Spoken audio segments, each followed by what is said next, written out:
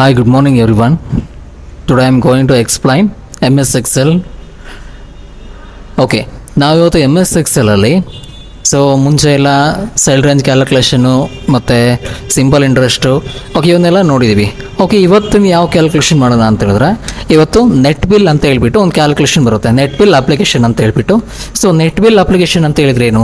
Net bill application ಅಂತ ಹೇಳಿದ್ರೆ ಈಗ ಯಾವುದಾದ್ರು ಫಾರ್ ಎಕ್ಸಾಂಪಲ್ ಯಾವುದಾದ್ರು ನಾವು ಅಂಗಡಿಗೆ ಹೋಗ್ಬಿಟ್ಟು ಒಂದು ಟಿ ವಿಯನ್ನು ಪರ್ಚೇಸ್ ಮಾಡ್ತೀವಿ ಅಂದ್ಕೊಳ್ಳಿ. ಒಂದು ಟಿ ವಿ ತೊಗೊಂಡ್ರೆ 5,000 ಇರುತ್ತೆ. 2 ಟಿ ವಿ ತೊಗೊಂಡ್ರೆ 10,000 ಆಗುತ್ತೆ. ಈಗ ನಾವು 2 ಟಿ ವಿ ತೊಗೊತೀವಿ, 2 ಟಿ ವಿಗೆ 10,000 ರೂಪಾಯಿ ಅಮೌಂಟ್ ಆಗಿರುತ್ತೆ. ಅದಕ್ಕೆ ನಾವು ಡಿಸ್ಕೌಂಟನ್ನು ಲೆಸ್ ಮಾಡಿಬಿಟ್ಟು ಆನಂತರ ಇನ್ನು ಉಳಿದಿರತಕ್ಕಂಥ ಅಮೌಂಟನ್ನು ಕೊಡ್ತೀವಲ್ವ ಅವರಿಗೆ, ಅದನ್ನೇ ಕರೆಯೋದೇನಂತ ನೆಟ್ ಬಿಲ್ ಅಂತ ಕರಿತೀವಿ. ಈಗ ಆ ಥರ ನಾವು ನೆಟ್ ಬಿಲ್ ಅಪ್ಲಿಕೇಶನ್ ನಾವು ಕ್ರಿಯೇಟ್ ಮಾಡಬೇಕು ಅಂತ ಹೇಳಿದ್ರೆ ಫಸ್ಟ್ ಒಂದು ಹೆಡ್ಡಿಂಗನ್ನು ಕ್ರಿಯೇಟ್ ಮಾಡ್ಕೋಬೇಕು. ಹೆಡ್ಡಿಂಗನ್ನು ಕ್ರಿಯೇಟ್ ಮಾಡಬೇಕು ಅಂದ್ರೆ ಜಸ್ಟ್ ಒಂದು ಇಲ್ಲಿ ಕಾಣಿಸ್ತಿದೆ ಅಲ್ವಾ, ಎ ಸೆಲ್ಲಿಂದ ಜಸ್ಟ್ ಒಂದು ಡ್ರ್ಯಾಗ್ ಮಾಡ್ತಿದ್ದೀನಿ. ಇದನ್ನು ಡ್ರ್ಯಾಗ್ ಮಾಡ್ಕೊಂಡು ಸೆಲ್ಲನ್ನು ಇಲ್ಲಿ ಮರ್ಜೆಂಟ್ ಸೆಂಟರ್ ಅಂತ ಇದೆ. ಈ ಮರ್ಜೆಂಟ್ ಸೆಂಟರ್ ಕ್ಲಿಕ್ ಮಾಡ್ಕೊಂಡ್ಬಿಟ್ಟು ಇಲ್ಲಿ ಒಳಗಡೆ ಡಬಲ್ ಕ್ಲಿಕ್ಕನ್ನು ಪ್ರೆಸ್ ಮಾಡ್ಕೊಳ್ಳಿ. ಇಲ್ಲಿ ನೆಟ್ ಬಿಲ್ ಅಂತ ನಾನು ಟೈಪ್ ಮಾಡ್ತೀನಿ ಅಲ್ವಾ. ನೆಟ್ ಬಿಲ್ ಅಂತ ಟೈಪ್ ಮಾಡಿದ್ದೀನಿ.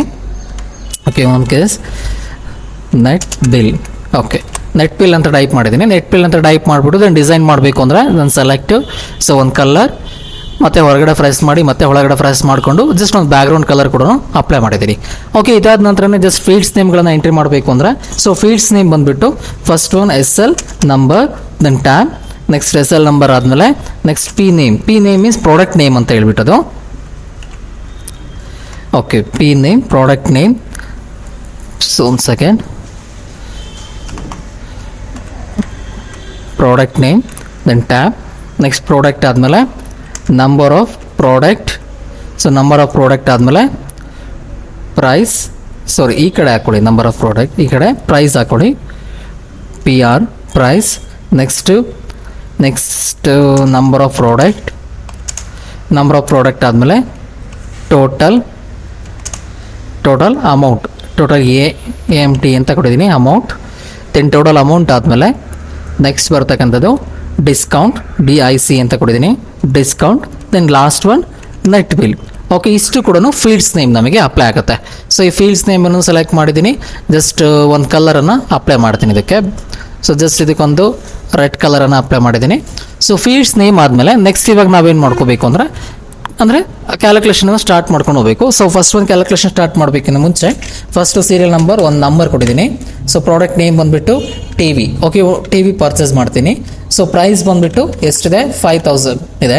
5,000 ಬೇಡ, 5,000 ಯಾರು TV ಕೊಡೋದಿಲ್ಲ. ಹಾಗಾಗ್ಬಿಟ್ಟು 7,000 ಕೊಟ್ಟಿದ್ದೀನಿ.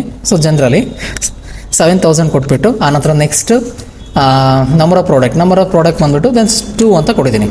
2 ಅಂತ ಕೊಟ್ಬಿಟ್ಟು ದೆನ್ ಟೋಟಲ್.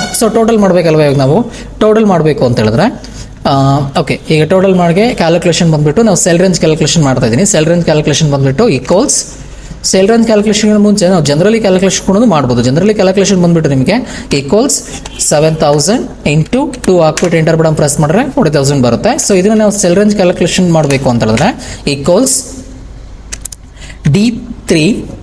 ಉಲ್ಟಾಗಿ ಮಾಡ್ತಿದ್ದೀನಿ ನಾನು. D3 ಇಂಟು C3 ಕೊಟ್ಬಿಟ್ಟು ಎಂಟರ್ ಬಟನ್ ಪ್ರೆಸ್ ಮಾಡಿದ್ರೆ ಎಷ್ಟು ಬರುತ್ತೆ? 14,000 ರೂಪಾಯಿ ಟೋಟಲ್ ಅಮೌಂಟ್ ಆಗುತ್ತೆ. ಈ 14,000ಕ್ಕೆ ಡಿಸ್ಕೌಂಟನ್ನು ಕ್ಯಾಲ್ಕುಲೇಷನ್ ಮಾಡ್ತಿದ್ದೀವಲ್ವಾ.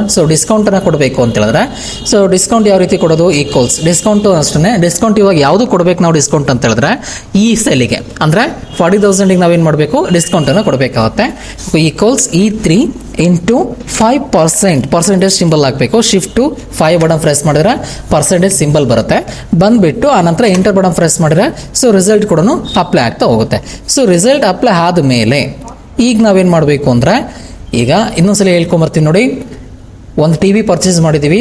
TV ಬಂದುಬಿಟ್ಟು TV ತೊಗೊಂಡಿದ್ವಿ.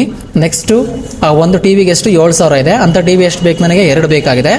ಅಲ್ಲಿಗೆ ಟೋಟಲ್ ಅಮೌಂಟ್ ಎಷ್ಟಾಯಿತು? 14 ಆಯಿತು. 14,000ಕ್ಕೆ ನಾವೇನು ಮಾಡಿದ್ವಿ? 5% ಆಗಿ ಡಿಸ್ಕೌಂಟನ್ನು ಕೊಟ್ಟಿದ್ದೀವಿ. 5% ಡಿಸ್ಕೌಂಟ್ ಅಂದರೆ ಲೆಸ್ ಆಗುತ್ತಾ ಹೋಗುತ್ತೆ.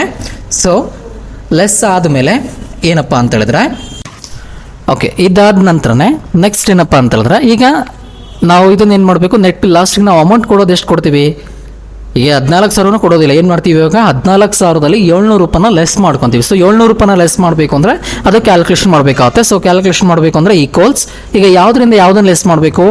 14,000ದಿಂದ 700 ರೂಪಾಯಿನ ಲೆಸ್ ಮಾಡಬೇಕಾಗುತ್ತೆ. ಅಂದರೆ E3 minus F3 okay E3 minus F3 ಕೊಟ್ಬಿಟ್ಟು ಎಂಟರ್ ಬಟನ್ ಪ್ರೆಸ್ ಮಾಡಿದ್ರೆ 13,300 ರೂಪಾಯಿ ಕೊಟ್ಬಿಟ್ಟು 2 ಟಿವಿನ ಪರ್ಚೇಸ್ ಮಾಡ್ಕೊಂಡು ಬರ್ತೀವಿ. ಸೊ ಇದನ್ನ ನಾವೇನಂತ ಕರಿತೀವಿ, ನೆಟ್ ವಿಲ್ ಅಪ್ಲಿಕೇಶನ್ ಅಂತ ಕರಿತೀವಿ. ಅರ್ಥ ಆಗ್ತಿದೆ ಅಲ್ವಾ? ಒಂದು ಸೀರಿಯಲ್ ನಂಬರ್ 1 ಕೊಟ್ಟಿದ್ದೀನಿ, ಪ್ರಾಡಕ್ಟ್ ನೇಮ್ ಬಂದ್ಬಿಟ್ಟು ಟಿವಿ. ಸೊ ಒಂದು ಟಿವಿ ಎಷ್ಟಿದೆ, 7,000 ರೂಪಾಯಿ ಇದೆ. ಸೊ ನಂಬರ್ ಆಫ್ ಪ್ರಾಡಕ್ಟ್ ಎಷ್ಟಿದೆ, 2 ಇದೆ. ಸೊ ಟೋಟಲ್ ಅಮೌಂಟ್ ಎಷ್ಟಾಗುತ್ತೆ, 14,000 ಆಗುತ್ತೆ. 14,000ಕ್ಕೆ 5% ಅಂತ ಕೊಟ್ಟಿದ್ದೀವಿ. 5% ಕೊಟ್ಟರೆ 700 ರೂಪಾಯಿ ಕಟ್ ಆಯಿತು. ಸೊ 700 ರೂಪಾಯಿ ಕಟ್ ಆದಮೇಲೆ ಅವರಿಗೆ ಟೋಟಲ್ ಅಮೌಂಟನ್ನು ಎಷ್ಟು ಪೇ ಮಾಡ್ತೀವಿ ನಾವು, 13,300 ರೂಪಾಯಿ. ಅಂದರೆ 14,000ದಿಂದ 700 ರೂಪಾಯಿನ ಲೆಸ್ ಮಾಡಿದ್ರೆ 13,300 ರೂಪಾಯಿ ನಾವು ಕೊಟ್ಬಿಟ್ಟು 2 ಟಿವಿಯನ್ನು ಪರ್ಚೇಸ್ ಮಾಡ್ಕೊಂಡು ಬರ್ತೀವಿ. ಸೊ ಇದನ್ನು ನಾವೇನಂತ ಹೇಳ್ತೀವಿ, ನೆಟ್ ವಿಲ್ ಅಪ್ಲಿಕೇಶನ್ ಅಂತ ಕರಿತೀವಿ. Okay thank you friends. ಈ ವಿಡಿಯೋ ನಿಮಗೆ ಇಷ್ಟ ಆದರೆ ಸಬ್ಸ್ಕ್ರೈಬ್ ಮಾಡಿ, ಶೇರ್ ಮಾಡಿ ಆ್ಯಂಡ್ ಲೈಕ್ ಮಾಡಿ.